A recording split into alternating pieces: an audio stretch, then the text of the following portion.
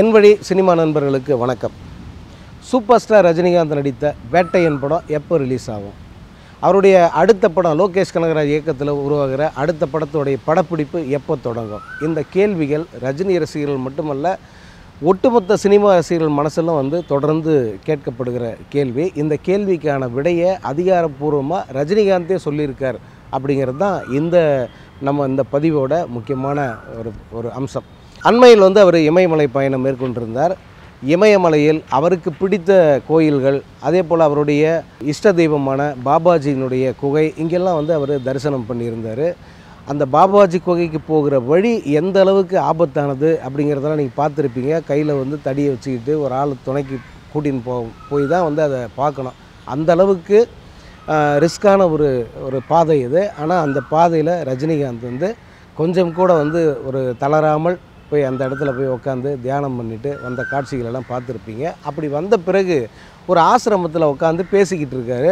அவர்கிட்ட கேட்குறாங்க, உங்களுடைய அடுத்த படம் எப்போ தொடங்கும் அப்படின்னும்போது, ஜூன் 10ஆம் தேதிக்கு பிறகு இந்த படப்பிடிப்பு தொடங்கும் அப்படிங்கிறத அவர் வாயாலே சொல்லியிருக்கார். ஆக லோகேஷ் கனகராஜ் இயக்கத்தில் ரஜினிகாந்த் நடிக்கிற அடுத்த படத்தினுடைய படப்பிடிப்பு ஜூன் 10ஆம் தேதி அல்லது அதன் பிறகு ஓரிரு நாட்கள் கழித்து தொடங்க போகுது அப்படிங்கிறது தான் இதில் செய்தி. அடுத்து வேட்டையன் படம் எப்போ ரிலீஸ் ஆகும் அப்படின்னு ஒரு கேள்வி இருக்கு இல்லையா? அதுக்கும் ரஜினிகாந்தே பதில் சொல்லியிருக்காரு. இந்த வேட்டையன் படத்துக்கு இன்னும் டப்பிங் பணிகள், போஸ்ட் ப்ரொடக்ஷன் ஒர்க் இதெல்லாம் இன்னும் முடியலை. அதெல்லாம் இனிமேட்டு தான் நடக்க போகுது. ஆனால் ரஜினிகாந்த் அந்த படம் எப்போ வெளியாகும் அப்படிங்கிறத சொல்லியிருக்காரு. வருகிற அக்டோபர் மாதம் 10ஆம் தேதி அதற்குள்ளே, அதாவது 8லேருந்து 10க்குள்ளே ஒரு தேதியில் இந்த படம் வெளியாக வாய்ப்பு இருக்குது. அதாவது தசரா அப்படின்னு சொல்கிறோம் இல்லையா, இங்கே நவராத்திரி கொண்டாட்டங்கள், அந்த சமயத்தில் இந்த படம் உலகம் முழுக்க அதிக அரங்குகளில் வெளியாவதற்கான வாய்ப்பு இருக்குது அப்படிங்கிறது ரஜினிகாந்த் அவர்கள் சொல்லியிருக்கார். அதனால் வேட்டையன் ரிலீஸ் தேதி, அதே போல் கூலி படத்தினுடைய படப்பிடிப்பு தேதி, இது இரண்டையும் அதிகாரப்பூர்வமாக ரஜினிகாந்த் அவர்கள் தெரிவிச்சிருக்கார் அப்படிங்கிறது தான் இந்த பதிவில் நம்ம சொல்ல வந்தது. இப்போ அந்த கூலி படத்தில் நடிக்கிற நடிகர்கள் பற்றியெல்லாம் நிறைய செய்திகள் வந்துட்டுருக்கு. ஆனால் இன்னும் கூட எதுவுமே அதிகாரப்பூர்வமாக இல்லை. இதில் நான் முன்னே சொன்ன மாதிரி சத்யராஜ் மட்டும்தான் ஒரு ரசிகர் உருவாக்கின அந்த ஃபேன்மேட் போஸ்டரை பார்த்து ஏமாந்து போய், ஆமாம் நான் அதில் நடிக்கிறேன்னு சொல்லிட்டு உண்மையை சொல்லிட்டாரு. மற்ற பிரபலங்கள் யாருமே இன்னும் யார் நடிக்கிறாங்க நடிக்கலை அப்படிங்கிற அந்த செய்தியை அவங்க உறுதிப்படுத்தலை. இதற்கிடையில் கூலி படத்தில் நிறைய நமக்கு பிடிக்காத நடிகர்களை உள்ளே கொண்டு வராரு லோகேஷ் கனகராஜ் அப்படிங்கிற ஒரு பொறுமல் ரசிகர்கள் மத்தியில் இருக்குது.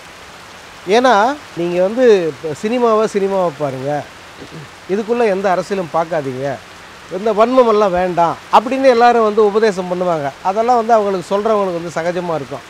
ஆனால் இப்போ சத்யராஜ் நடிக்கிறாருன்னு வச்சுக்கலாமே, சத்யராஜ் நல்ல நடிகர், ரஜினியால் மேலே வந்தவர் தான். ரஜினி தான் அவரை எல்லா படங்களிலும் தொடர்ந்து வாய்ப்பு கொடுத்து ஒரு பெரிய நடிகராக மாற்றினார்.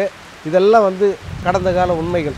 ஆனால் அதே சத்யராஜ் தான் ஹீரோவை நடிக்க ஆரம்பித்த பிறகு, ஒரு கட்டத்துக்கு பிறகு ரஜினிகாந்த் எந்த அளவுக்கு மோசமாக விமர்சனம் பண்ணார் அப்படிங்கிறது பல பேருக்கு இன்றைக்கி இருக்கிற தலைமுறைக்கு வேணால் மறந்துருக்கோம். ஆனால் ரஜினி ரசிகர்களாகிய பலருக்கும் அது இன்னும் ஆறாத வடுவாக உள்ளுக்குள்ளே இருக்குது. ஏன்னா ஒவ்வொரு முறை இந்த சத்யராஜ் ரஜினியை விமர்சனம் செய்த போதும் அதுக்கு பதிலடி கொடுத்தது சினிமாவில் உள்ள யாரும் இல்லை, சினிமா நடிகர்கள் இல்லை, அல்லது சினிமா அமைப்புகள் இல்லை, அல்லது வேறு யாரும் இந்த நடுநிலையாக இன்றைக்கி பேச வராங்களோ அவங்களாம் யாரும் இல்லை. இந்த ரசிகர்கள் தான் தொடர்ந்து பதிலடி கொடுத்தாங்க. எல்லா இடத்துலும் சத்யராஜுக்கு எதிர்ப்பை தெரிவித்தவர்கள், கண்டனத்தை பதிவு செய்தவர்கள் யாருன்னா ரசிகர்கள் தான். அதனால் அவர்களுக்கு தங்களுடைய ஆதங்கத்தை அவங்க தெரிவிக்கிறாங்க. இவ்வளோ எதிர்த்து பேசி, இந்த அளவுக்கு கேவலமாக பேசி, சத்யராஜ் ரஜினியை பற்றி பேசின அந்த விமர்சனங்கள் எல்லாம் நம்ம போட்டால் தாங்காது. ஏன்னா இணையத்திலே அவ்வளோ பதிவுகள் இருக்குது, எடுத்து பார்த்தீங்கன்னா தெரியும். அவ்வளோ மோசமாக விமர்சனம் பண்ண ஒருத்தர் இன்றைக்கி திரும்ப ரஜினியை ரொம்ப புகழ்ந்து பேசுகிறாரு, அவருடைய படத்துலேயும் நடிக்கிறார். இது சரிதானா அப்படின்னா சினிமாவில் அது சரிதான், அதெல்லாம் யாரும் பார்க்குறதில்ல. ஆனால் ரசிகர்களுக்கு அந்த ஆதங்கம் இருக்குது. நான் இவ்வளோ தூரம் இவருக்காக மல்லு கட்டி பேசிக்கிட்டு இருந்தால் இவர் என்னென்னா திரும்ப சத்யராஜை கூப்பிட்டு நடிக்க வைக்கிறாரு அப்படிங்கிற ஆதங்கம் ரசிகர்களுக்கு இருக்குது. அதை இதில் பதிவு பண்ணுறதுக்காக சொல்கிறேன். அதே போல் தங்களுக்கு பிடிக்காத அல்லது எதுக்கடா இவங்கெல்லாம் அதில் நடிக்கிறாங்க அப்படின்னு கேட்கக்கூடிய சிலரையெல்லாம் அதுக்குள்ளே லோகேஷ் கனகராஜ் கொண்டு வர போகிறாரு அப்படிங்கிற மாதிரியான தகவல்கள் வெளியே வர்றதுனால அவங்க சம கடுப்பில் இருக்காங்க. ஏன்னா ஆரம்பத்தில் ரஜினி லோகேஷ் கனகராஜின் உடனே கொண்டாடினது அவங்க தான். ஏன்னா ஒரு நல்ல டைரக்டரு நம்ம தலைவரை டைரக்ட் பண்ணால் அந்த படம் வேறு ஒரு ரேஞ்சில் இருக்கும், வேறு லெவலில் இருக்கும் அப்படின்னு அவங்க எதிர்பார்த்து அந்த கொண்டாட்டத்தில் ஈடுபட்டாங்க. ஆனால் அதன் பிறகு இந்த லியோ படம் வந்த பிறகு அதே போல் லோகேஷ் கனகராஜுடைய பேச்சுக்கள், அவருடைய அந்த நடவடிக்கைகள் இதெல்லாம் பார்த்த பிறகு ஐயையோ அவன் தேவையா அப்படிங்கிற மாதிரி இருந்து பல ரசிகர்கள் நினைக்க ஆரம்பித்தாங்க. அதிலும் சத்யராஜ் உள்ளே வந்ததும் இப்படி கேட்ட ரசிகர்கள் எண்ணிக்கை வந்து அதிகமாகிட்டே போகுது.